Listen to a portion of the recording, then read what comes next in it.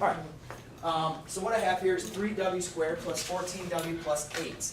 Now, I'm not going to do the AC method, which I've gone over, where you do kind of the x's.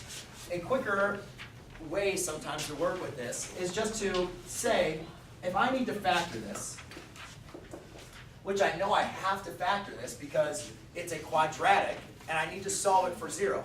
So if I'm going to factor this equation, I need to go kind of think about FOIL. When you guys did FOIL, you always multiply your first terms, your outer terms, your inner terms, and your last terms, correct? All right. The main important thing is I just want to focus on the first and the last terms. The middle terms, we're not going to really worry so much about. If I multiply my first two terms, what are the only possible solutions I can multiply to give me 3w squared? I can only do what and what? 3w and w. Alright, we're not going to worry so much about the negative. Now, if this was negative, then we would have to do positive negatives. But we're not going to worry so much about both having negative because we can get that with the 8.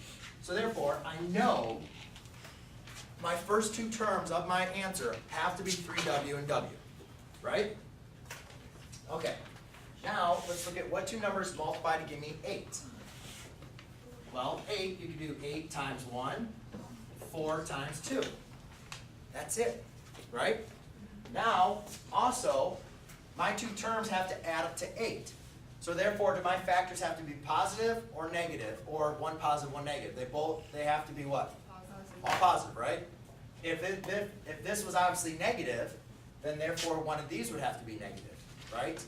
So, or if, if this was negative, or if this term was negative, then we know that one of them would have to be negative. So now what I need to do is I'm just going to kind of do like a guess and check. And just plug in numbers. We know they both have to be positive, so let's look at it. What about if I do plus 1 plus 8?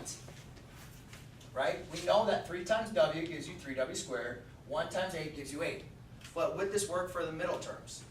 If I did 1 times w, and then I did 3w times 8. Well, 3w times 8 is what? 24. And then plus another w, that's going to be 25. That's not going to get us to 14, right? That won't work. So you guys can do all the possible solutions if you want to, but once you do this enough, you'll start seeing that there's a little bit of patterns. What about if I do 3 times 1? 3 times 1 is 3w, plus 8 times w is 11w. That's not 14w, right? So 8 and 1 are not going to be part of your solutions. What about 4 and 2? And obviously I can see already from this, I know if I multiply 4 times 3w, that's going to give me 12w. And if I multiply 2 times w, that's going to be my solution. Does everybody kind of see how that? And this is nice because I didn't have to do the AC and factor by grouping and so forth. It's an easier way, but sometimes if you get stuck, the nice thing is that AC method is a foolproof way for you guys to be able to factor. But this a lot of times is quicker as long as you can understand it. Okay? So that was your answer for your home. Oh, no. It's set equal to 0, isn't it? So, ladies and gentlemen, if I set it equal to 0, and I'm pretty sure I said solve, now we have to apply the zero product property. And therefore, w equals negative 2/3, and w equals negative 4. Okay?